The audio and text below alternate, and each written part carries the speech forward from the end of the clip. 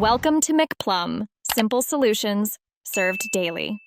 You begin by confirming OTG support on your phone, many devices listed in specs or under USB settings. Next, attach a compatible OTG adapter or cable, USB-C to USB-A or micro USB depending on your port. If the accessory draws a lot of power, use a powered USB hub so the phone won't stall. Once connected, you should see a notification. This tells you the phone recognized the accessory and is ready for the next step. Once the OTG device is recognized, open your File Manager or Built-in Files app to browse its contents. You'll likely be asked to grant permission. Tap Allow so the app can read or write data. Use Copy and Move to transfer photos, music, or documents. Organize files into folders for clarity.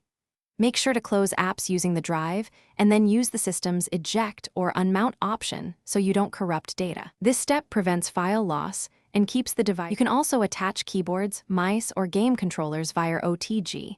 Android maps most input devices automatically so you can type or control apps. For audio interfaces or DACs, make sure the system audio output switches to the accessory in sound settings. Some apps need explicit selection. If the accessory isn't detected, try a different OTG cable, restart your phone, or use a powered USB hub. That one troubleshooting tip: swap the cable first, solves the majority of connection problems quickly. Thanks for watching. Stay juicy and subscribe.